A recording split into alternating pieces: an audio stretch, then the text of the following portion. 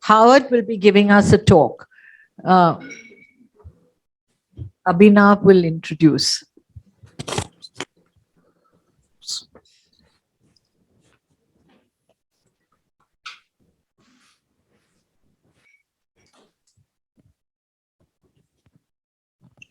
President Cherney, members on the dais, fellow Rotarians and friends.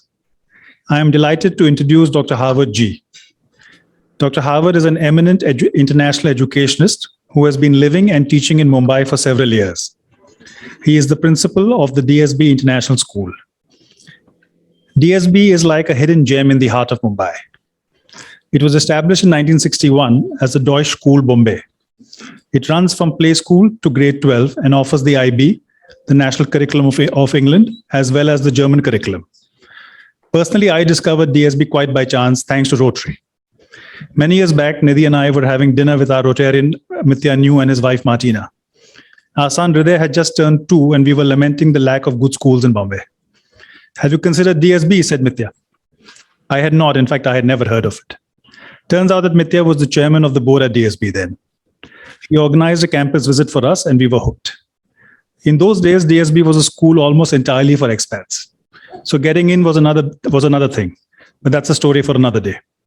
Rotary connections with DSB run very deep. Our member, Jetul Alwani, is a long-serving member of the DSB board.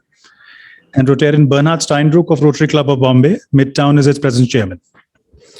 Dr. Howard has been associated with DSB since 2014, and it has been a joy to see the school thrive under his leadership. COVID was a major challenge of his principalship, and he rose to the occasion gallantly and cheerfully. DSB was one of the first schools in Mumbai to adapt to online learning, and also one of the first to welcome students back. It's fully physical now. Over the years, Nidhi and my friendship with Howard has continued to grow. I'm delighted that he promptly accepted my invitation to address us today and share with us international perspectives on teaching. Ladies and gentlemen, please welcome Dr. Howard G.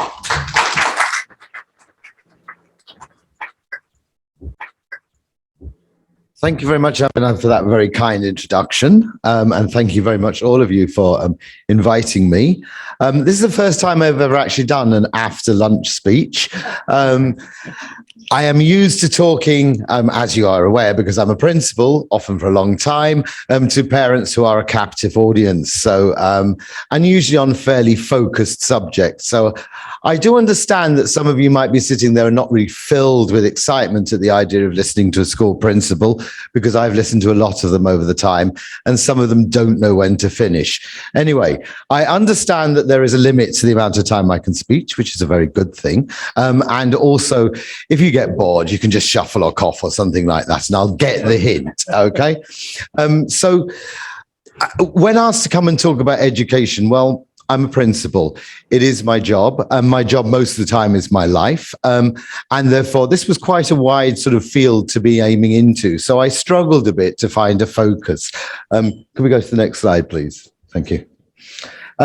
So if you like, my objective for the day is to try and give you perhaps a little bit more of a sense about what you should be looking for in education. If you like, I'm trying to help you to get a bit more of a sort of discerning connoisseur's idea of what the education should be offering, because I know if it is not your own children that you're looking for, then it is probably you are giving advice and guidance to friends, family, your own children about the education that they should be looking for. So for me, it is very important that we open up the discussion for all of us about what is and what is not good education, what the international perspective is. And, you know, this is something that I can get quite serious about. So anyway, can we move on to the next slide?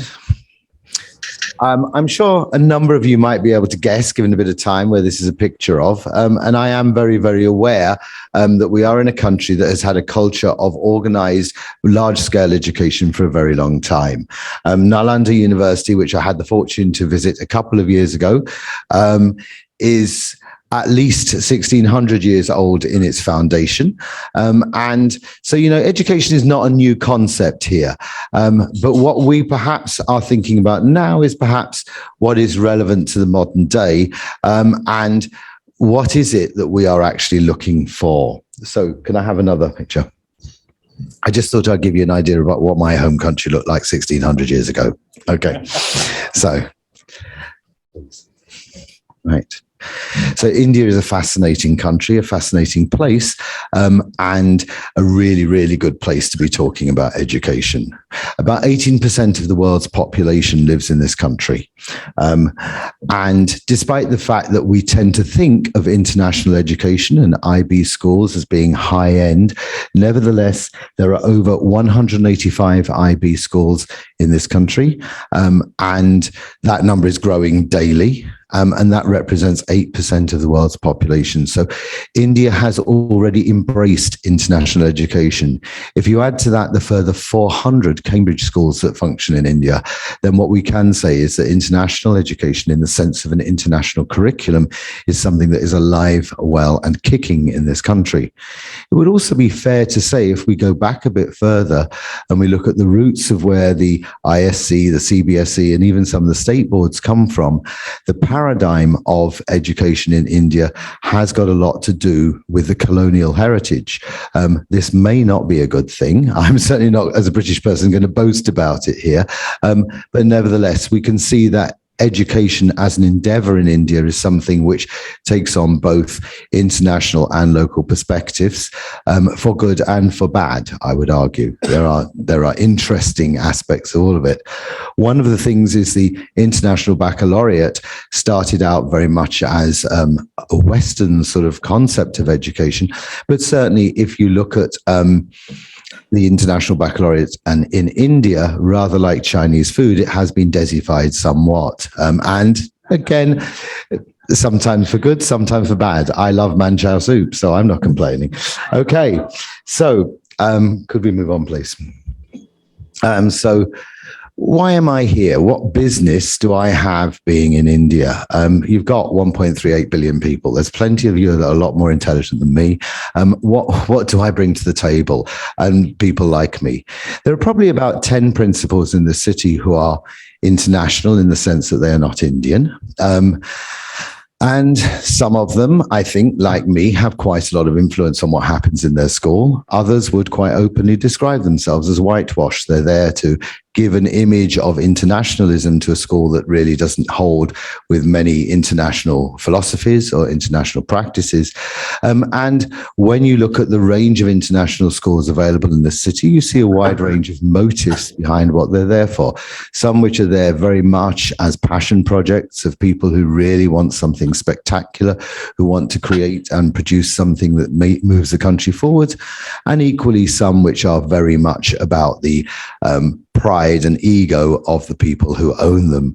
And therefore, principals, be they Indian or British or any other country, have a range, there is a very wide continuum between those who, like myself, have quite a lot of influence on the strategic direction of the school and the message it gives, and others who are basically paid to stand in front and look pretty, whilst actually the owners, whether they know a lot about education or whether they don't, completely control the show and the discussion and everything else. And as participants in this program, as parents, as family members, and of course as former students, you may well notice that there are a lot of differences in what is bracketed together as independent, as international and independent education in Mumbai, and then more widely across the country. But it is really, if you're going to look at a heart of international education in India, something like 100 of those 180 international IB schools are here. So moving on, thank you. Wrong way. Wrong way again. So as you can see, another picture of me. No, it was like I was thinking, like, what is the point of me being here? Why should Indians want to have to put up with foreigners coming and running schools here or working in their schools? And I thought that perhaps one of the things that we might all agree as internationally minded people is that bringing people in from foreign countries has a beneficial effect, and sometimes because they are disruptors, sometimes because they will challenge the mores of our own country and our own cultures and ask the questions that we either haven't thought to ask or perhaps dared not to ask. And so as a British person living in India, much the same as we benefit in Britain from people from other parts of the world living in our country, that, you know, this is something which is useful and something which we can take forward. And I certainly know some of the international principals in this city really do contribute very strongly to the conversation around education. And amongst my colleagues who are principals in different schools, some of the international heads are very, very valued in terms of what they contribute. And I also think that, you know, schools like mine, where we do have different priorities, are gradually moving the needle or shifting the Overton window so that the conversation about what education looks like might be more beneficial for the future of your children. And people might start to ask more questions of those vested interests that have so much control over the education in this city. So I'm not Donald Trump, but I do like to think that occasionally I can upset people. Okay, so I was talking about the roots of international education, and here's a picture of one of the very first IB schools in the world. It's Atlantic College in South Wales, and as you can see, looks idyllically sort of European-ish. And it is understandable that many people may say, well, the international education system and the IB system is very much focused on European or Western values. And, you know, there's a valid point there. I'm not saying there isn't. Indeed, international education and the IB was created to provide a sort of like education system that worked for the children of diplomats and other expatriates, so that they had the opportunity of going either to North American or British/Australian universities. So the whole point about the IB was it was sufficiently like both the other systems that it worked for the broader curriculum of a North American, be it USA or Canada, or the more focused curriculum of, say, a British or an Australian university.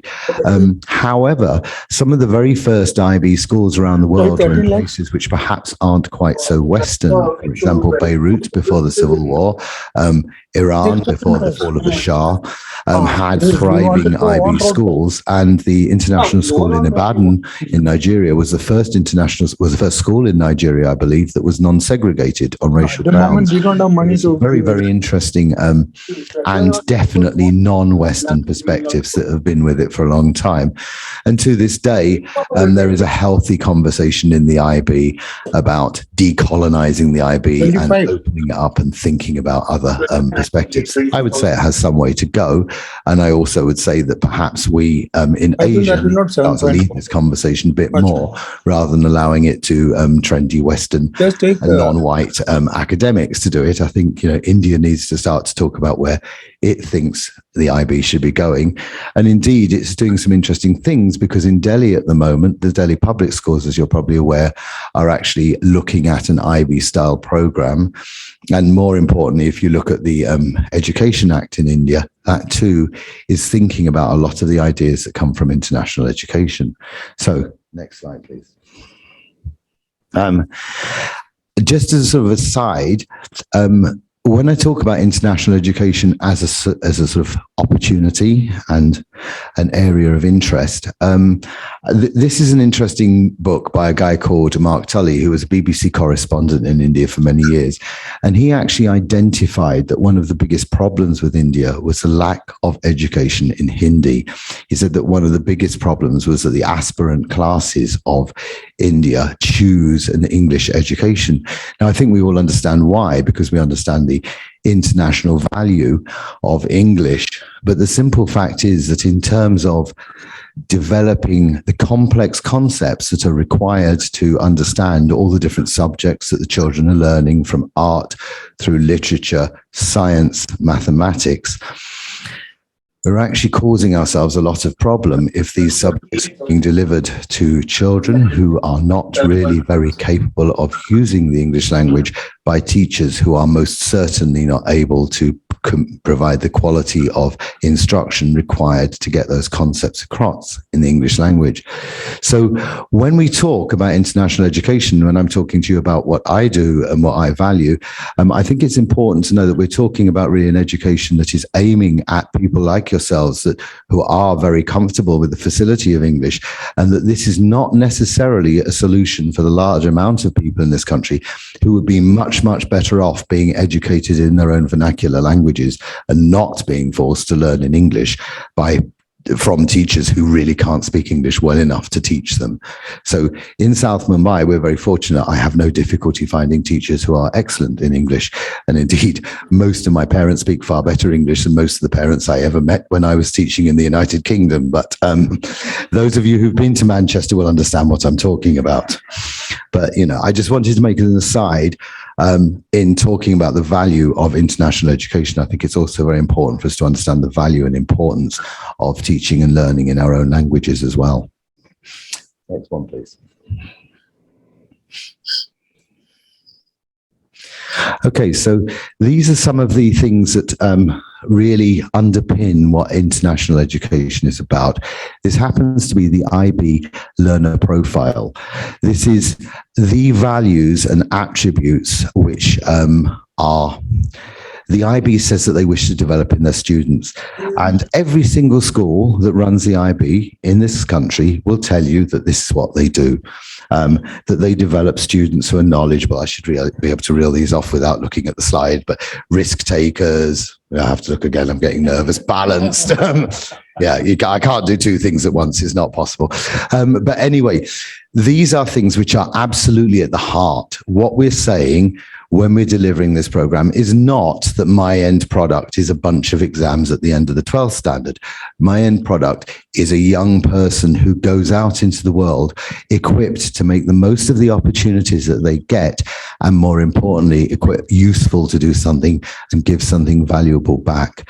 Somebody who can make the most of their university education, who can make their first steps in employment or setting up their own businesses because they have the confidence, the skills, the ability, the risk-taking, the understanding, the critical thinking, all of these things that are so important.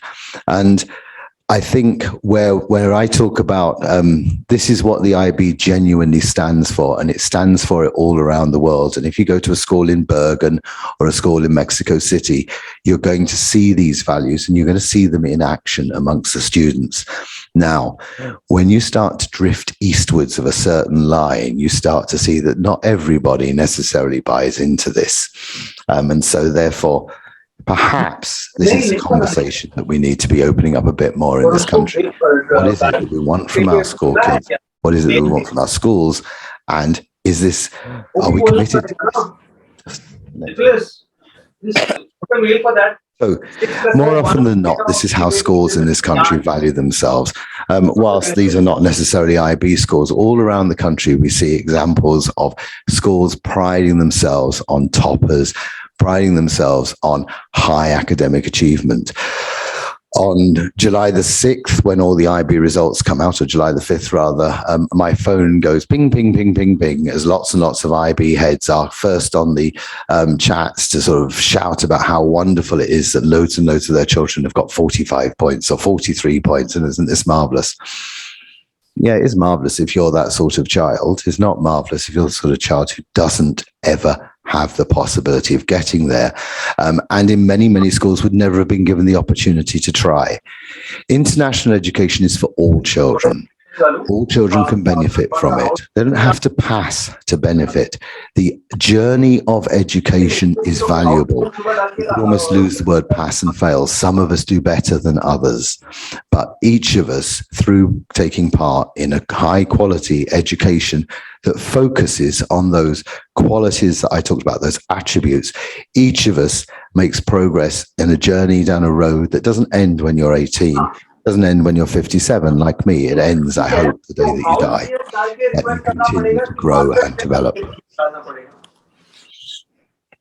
So we have to start thinking about education as more than just the production of a certificate, because all of you, I'm sure, have had the experience of taking people on as employees or working with people who have wonderful certificates. How useful was that in their job? If that is what they saw as the goal of their education, how useful were they when they moved into your office as a colleague or as an employee or even as a boss? We know that in this country, there are an awful lot of people who get very, very good certificates who then sit and do absolutely nothing with it. This isn't just India, but this is certainly something which we experience here. And the message that we need to be putting into our education is not the certificate that matters. It's what you can then do thereafter. What are you bringing to the table? What will you do in the future? And so what I'm going to say to you is that when a school is talking about what they are going to offer you, what you want them to hear, what you want to hear them talking about is learning. What is the job that they're doing every day? They are helping children learn, and you want to be hearing conversations around learning. How am I doing? Am I okay? Okay, right. Okay, so I want to therefore flesh this final theory out, if you like. So I did a bit of research on Google today, because you do. I looked to see what Forbes was saying about desirable attributes of employees. And some of these I thought were pretty obvious in this day and age. IT, well, obviously you want people with anybody who's got skills around information security and use of AI and things like that. Of course, they're very useful, but equally, these skills change quite fast. So it's very hard to educate for them in the sense of running a school course. I am renowned for having refused to run higher level courses in IT because basically the courses were no great use to the children who did them. It just looked like they were learning about computing, whereas actually what they were learning was of no great use to them whatsoever. But some of the other things are really interesting. Creativity. How does one teach creativity? Certainly, how do you teach creativity if what your goal for the children is to sit and mug up stuff to reproduce in an exam? If your goal for the children is to have to go and do 3 or 4 hours tutorial a week just to catch up so they can mug up so that they can produce stuff for an exam, where's the room for creativity there? And yet employees, I'm sure, employers rather, should I say, are generally much more interested in the creative ideas and thoughts of their employees than they are about how well they can mug up facts. Foreign languages and translation. In this city, there is still very, very little value put on English, basically. Most children are taught their mother tongues, whatever those mother tongues might be, quite badly. It's not the idea that one should be equally fluent in Hindi and English or Marathi in English. It's not something that most children take away from their schooling. And furthermore, if you ever look at any educational psychologist report, the first thing they say is, oh, don't enter them for a second language, you know. So, and yet, giving a child the capacity to speak another language and the ability perhaps to develop that beyond school so that they're able to translate and understand and the nuances of what language is, that it isn't just Google Translate, but these are things which really, really help in an international globalized business community, and also are just joyous in terms of your own ability to move out of your country and benefit from it. Sadly, I have to say, after 7 years here, my Hindi is still appalling, but I have had the benefit of living in one country where I was able to learn the language well, and it is something which is very meaningful.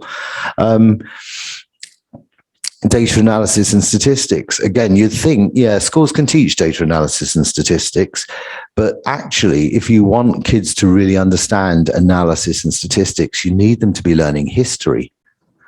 You need them to be able to understand that not all data is numerical, and therefore not all analysis is done through a statistical calculator. And so, you know, when you're looking at marketing or business, you know that a lot of your data is soft data. It's not hard numerical data, but equally, it's quite possible to do very, very well in exams by just mugging them and ignoring the fact that you were supposed to actually be able to analyze. So although I would say that the international education system is good, you can certainly gamify it, and you can certainly get round and not bother learning any of those attributes that I was talking about and still do very, very well in your exams. And that is something that we've certainly learned in this country. So finally, I would say that there are a number of attributes that become very, very important the longer that we sort of like work with young people, the more we think about it. And these are ones which consistently researchers come up with and say these are things which employers are looking for. And I think more generally, if we look at these are skills which we feel we would like to have. We feel that we want our friends and our colleagues to have them. And it's all about sort of like, these are empowering skills. And where does spending 5 or 6 hours doing tutoring after you've done an entire day at school provide you with these skills? Where does mugging up and memorizing and learning facts provide you with these skills? If you learn how to critically think, you learn how to learn more quickly, you need to spend less time learning because you can do it better. If you can problem solve, you don't need to have learnt everything because you can take the information that you have and work it out for yourself. Teamwork and collaboration are fundamental parts of all of our lives. I'm sure that everybody here who's held down a job knows how important teamwork and collaboration are. Those are not things that are taught in the system that is demanding only one outcome, and that is the highest possible results. And finally, I think leadership. Leadership is something which, if you do the international curricula properly, if you do the IB properly, you give space for your students to develop leadership. And I think that this is something which is, you know, I feel very fortunate when I see my students doing things to see how well they are able to develop these skills. This week, some of my students, completely off their own bat, decided to run an event on mental well-being and mental health. One of the students shared his own personal experiences with very, very severe anxiety problems. And the students came together purely on their own and presented what was a very moving, but also high quality presentation. That is leadership. And that, by giving them the space to do that, yes, they took time off lessons. Yes, they would probably not have had the time to do that if they'd all been rushing off to tutorials all the time, is something much more meaningful and something which they'll be able to talk about, probably to get themselves places in university, or even an experience they may be able to talk about later on when they're in a job interview. They will bring something important from that, and they certainly demonstrated leadership. So what I'd like to finally leave you with is just some questions that you might want to ask.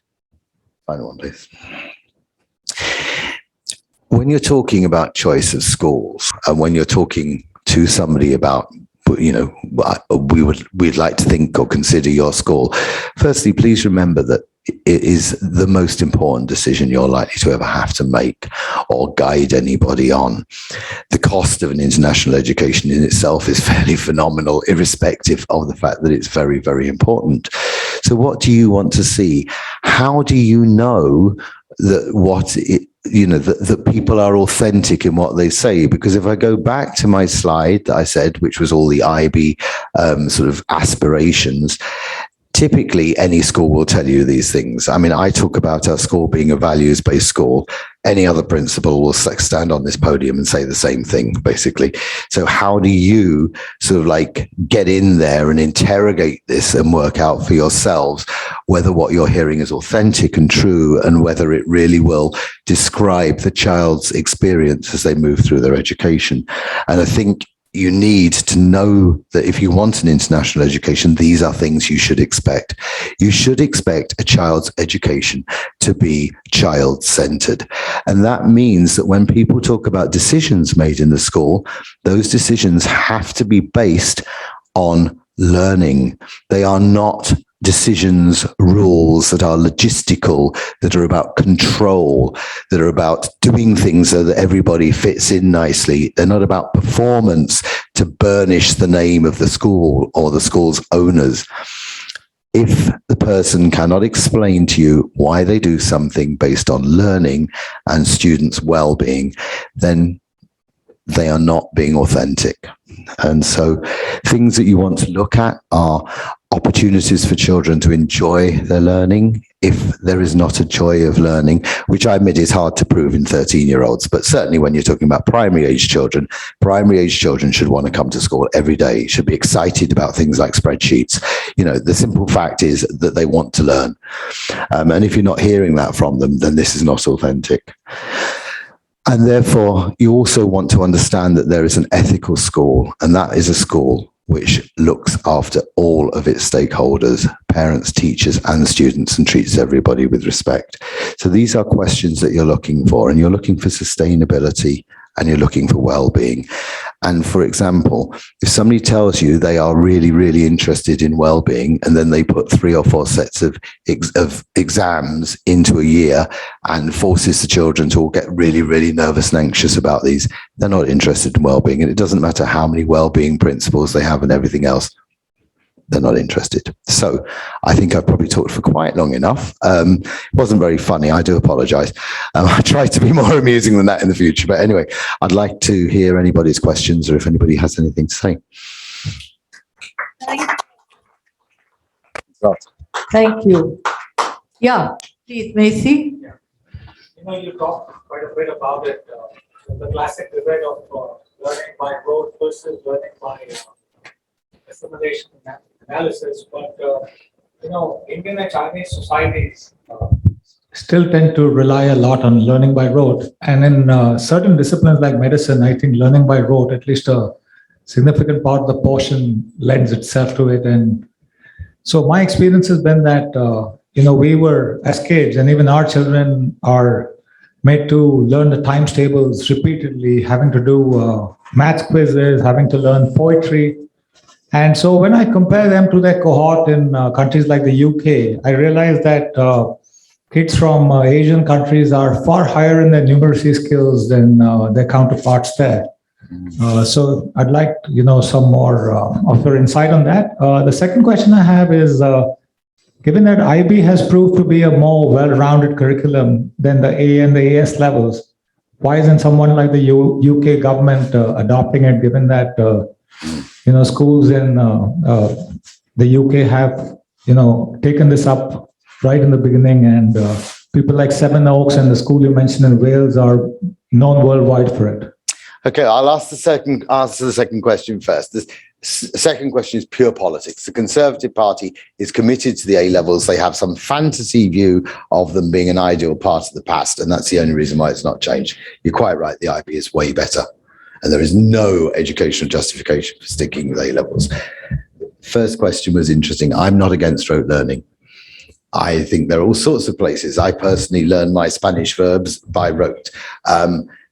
But what you need to be clear is, are you learning?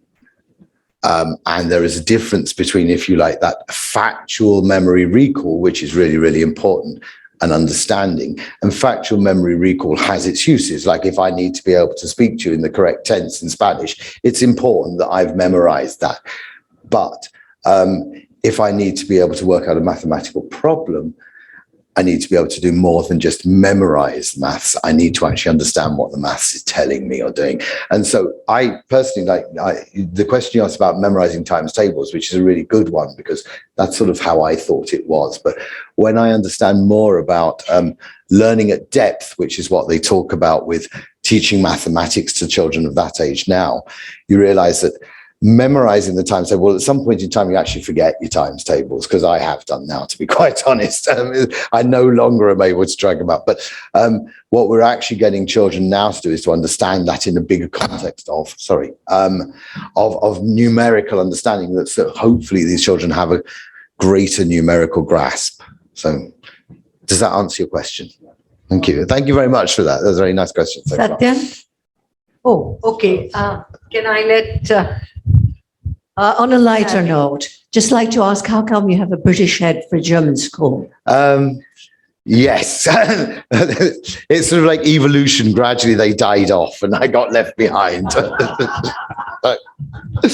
When I started, I think we had about 15 German students, and we have 4 now. So, and we, to be fair, we teach in English. There's only 4 Satyan? children who don't. So,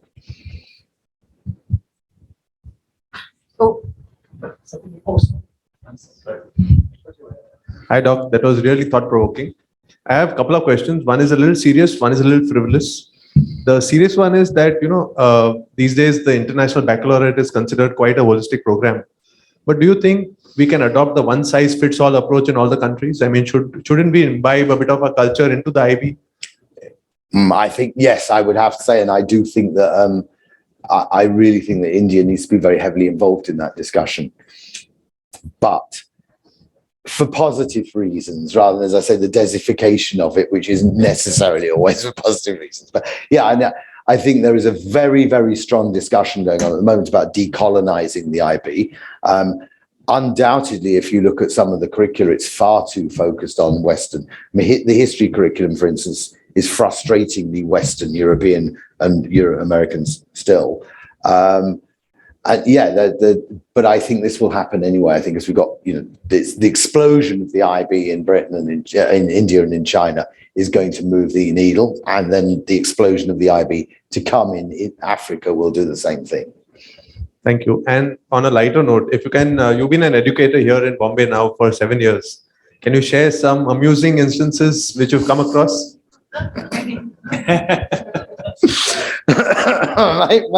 Yes, well, I'll think about it off the top of my head.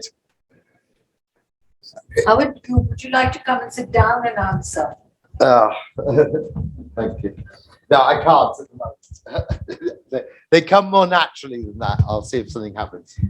Can I ask a question? Yeah, Vineet?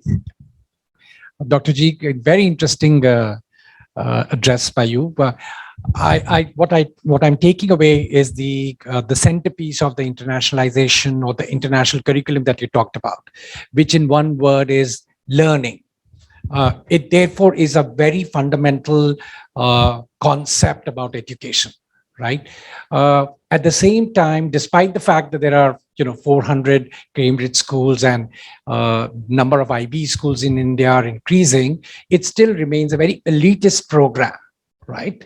For a country like India, bringing it back to the same fundamental principle of learning, bridging the gap between what you are testing the kid for against what is required for him or her to be successful in life, it is important that it becomes a mass program, right? Yes. And in that respect, do you think you find yourself in a conversation where the price point of delivering this entire program in India is a different price point because you have already taken away the focus from the medium of instruction, right? So the fact that you are saying that the medium of instruction, which is in English right now, is not important, and India can therefore embrace this curriculum in 9 different languages, do you think there is a possibility that this program can be delivered at a different price point?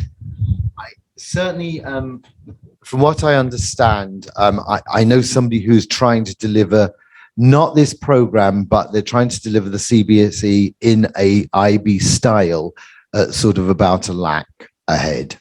And they are able to do that, and they're able to do it well. So I don't know how far down you can go, but certainly, I mean, for instance, we are expensive, but I know people are delivering the IB diploma up in Vashi for 3-4 lakh. That's partly funded by trusts and things. But as I say, I do know people who are genuinely delivering a high quality CBSE program for £1 lakh, and making money. Yeah, £1 lakh is not that bad then. Yeah. So, but I mean, it still needs to go down further. Renu? Hi, Dr. Howard. I was wondering what I'm going to take back from your speech, but I think it's fantastic. You're doing a great job. And I've know a lot of little kids who are in your school, and the parents have made a choice over the schools that our children went to. So taking off on that, how, there's a supply demand situation in every metro city in the country today, as well as in the smaller towns where they're boarding schools. So how do you bring this equality of learning and the true essence of learning to people who are not in metro cities. Two, there is another aspect. Every successful person today is typically an IIT, an engineering and MBA background, and that is not what you are trying to propagate in concept. So how do we handle this dilemma? Thank you. All right. So I think the dilemma around the universities is being dealt with. I think places like Ashoka and Cray and Flame are really leading the way. And India in the next few years is going to have a lot of liberal arts universities that will be leading universities and will be, possibly making an improvement. Perhaps having everybody from IITs and IIMs has not really been in India's best interests. This is why I'm talking about being a disruptor. So I think that one, but I think the conversation with sort of like teacher training education institutions is what really needs to take place. I'm on the board of the Samaya College teacher training one, and certainly the conversation very much there about how to make this style of education much wider. So, there are a lot of people who are listening to this, and I think that the government itself has done through its white paper. It's set out, it's thought very clearly that there is an expectation that we move in this direction to a much more holistic and, if you like, liberal-minded education. Thank you. That's very good. Yeah. Doctor, I have a final question. What is German about your school? Well, so we are a German trust. We were set up by German expatriate families in 1961. And should we ever close, the money that is residual will go to the Indian government to be spent, to the German government to be spent in India on charitable things. What our articles say, our second article says that we are here to promote the German language and German culture. And we promote the German language by teaching it to all of our children from KG upwards. Okay. And we actually have one local boy who's currently studying medicine in Germany. So even though he's from India, good party boy, he is now studying medicine in Germany. Yes. Okay.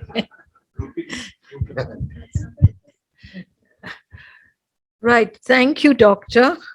I will now request Joint Honorary Secretary Natasha Trejwala to propose a vote of thanks. Thanks, Shoni. Dr. G, thank you so much. That was a delightful talk. I think a lot of us grew up, with an education system which was one size fits all. And I think when I hear your talk, when I see my son who's also in an international school, I wish I could be back in a school like that, which encourages children who are, sort of silent in a corner to sort of talk more, to participate more, to be risk takers, to be thinkers, which I think is what international education is about. And I really hope that as time goes on, the Indian education system, this sort of seeps into, even if it is ICSE, SSE, and I see this happening in ICSE schools because they're sort of at least trying to imbibe that culture into their, I don't know if you've seen that or heard that, but I've seen how other ICSE schools are trying to use that sort of system in their education system as well. So, yes, so I hope that the future sort of sees this seeping in more. So we thank you for joining us this afternoon. And as a vote of thanks, a token of our appreciation, we will be on your behalf planting 10 fruit trees at Nilmati Danwal Gram Panchayat, Maharashtra.